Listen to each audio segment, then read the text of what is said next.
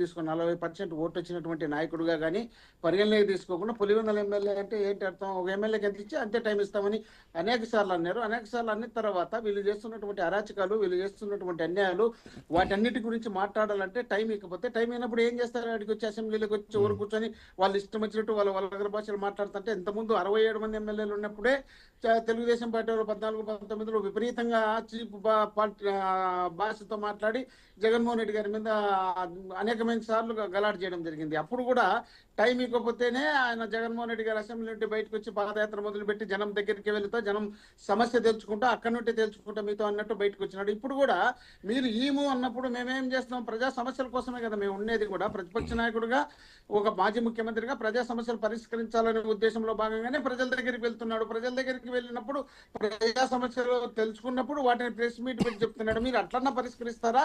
పరిష్కరించండి. లేదా ఇట్లా వచ్చి డైరెక్ట్ వచ్చి మాట్లాడిస్తారా?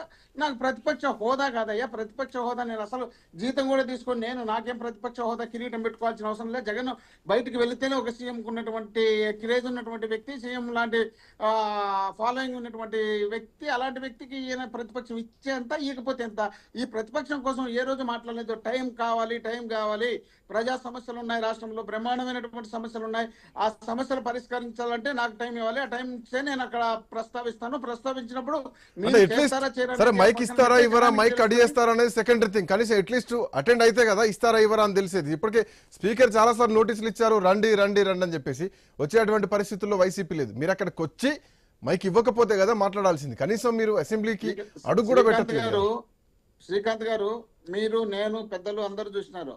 ఆయన ఎమ్మెల్యేగా గెలిచిన తర్వాత స్పీకర్ గారు కాక మునుపు అవుతారని అనుకుంటా, బహుశా ఒక చిట్ చాట్ లో మాట్లాడుకుంటూ జగన్మోహన్ రెడ్డి గారు ఓడిపోయినారు, చచ్చిపోలేదు, ఓడిపోయినారు, చచ్చిపోలేదు, చచ్చిపోవాలా అంటే ఏంటి అర్థం?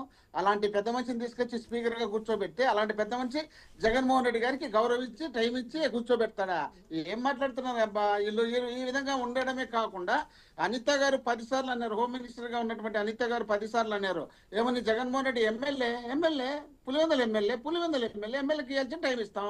మరి ఆ మాట అన్నప్పుడు వీళ్ళు ఇస్తామనే ఈమెన వీళ్ళు అడ్వాన్స్ గా వీళ్ళు జగన్మోహన్ రెడ్డి గారు అసెంబ్లీకి రాకమునిపోయి వీళ్ళంతటా వీళ్ళే అన్న సందర్భాలు ఉన్నాయి. అప్పుడు ఈ రోజు 40% ఓటు వచ్చినప్పుడు మీరు ప్రతిపక్ష స్థానం ఇవ్వాల్సిన బాధ్యత మీరు తీసుకోవచ్చు కదా. ప్రజా సమస్యలు పరిష్కరించాలి. ప్రజా సమస్యలు పరిష్కరించడానికి మనము చేయలేకపోతే ప్రతిపక్షం అనేది ఒకటి ఉంటే, ఆ ప్రతిపక్షం ప్రజా సమస్యలు ఎత్తి చూపిస్తే దాన్ని మనం పరిష్కరించడానికి ప్రయత్నం చేయొచ్చన్న ఆలోచన వీళ్ళకి ఉంటే జగన్మోహన్ రెడ్డి గారిని ఎందుకు రమ్మనకూడదు? ఎందుకు వస్తే వీళ్ళకేం భయమో? వీళ్ళు రాష్ట్రంలో చేస్తున్నటువంటి అరాచకాలు, అన్యాయాలు అన్ని కాకుండా దేశం కాదు ప్రపంచం యావత్తు చూసే విధంగా జగన్మోహన్ రెడ్డి గారి అసెంబ్లీకి వచ్చే బయటకు వస్తుందనే ఉద్దేశంలో భాగంగానే వీళ్ళు జగన్మోహన్ రెడ్డి గారిని అసెంబ్లీకి రానికుండా చేయాలనే ఉద్దేశంలో భాగమే ఈ ప్రయత్నం కదా. ఈ ప్రయత్నం కాకపోతే ఇప్పుడు యూరియాకి సంబంధించి రాష్ట్రంలో మొత్తం నోరు కొట్టుకుంటున్నారు. వాళ్ళ ఎమ్మెల్యేలు అసెంబ్లీలో, వాళ్ళ ఎమ్మెల్యేలు వరదరాజు రెడ్డి గారు, ఇతర ఎమ్మెల్యేలు అయ్యా మనం యూరియా లేకుండా దేశంలో అనేక రాష్ట్రాల్లో యూరియా సప్లై అవుతుంది, ఆంధ్రప్రదేశ్ లో మనకు యూరియా దొరకడం లేదు, మనం కూటమిలో ఉన్నాం, మనం 3 పార్టీలు కలిసి ఉన్నాం, ఇన్ని పార్టీలు ఉన్నా కూడా రైతులకు మనం యూరియా సప్లై చేయలేకపోతే అసహ్యంగా ఉంటుంది. మనం ఇచ్చినటువంటి హామీలన్నీ ఏ ఒక్కటి నెరవేరకుండా కూడా మనం పోయి అదేదో సూపర్ 6 సూపర్ హిట్ అని ప్రచారం చేసుకుంటున్నాం. కానీ ప్రజల్లో పూర్తి వ్యతిరేకత ఉంది. ఆ వ్యతిరేకత ఉంది కాబట్టి జగన్మోహన్ రెడ్డి గారు ఎక్కడికి వెళ్ళినా జనం తండోపతండాలుగా వస్తున్నారు. కాబట్టి మనం జాగ్రత్తగా ఉండాల్సిన బాధ్యత ఉందని వాళ్ళ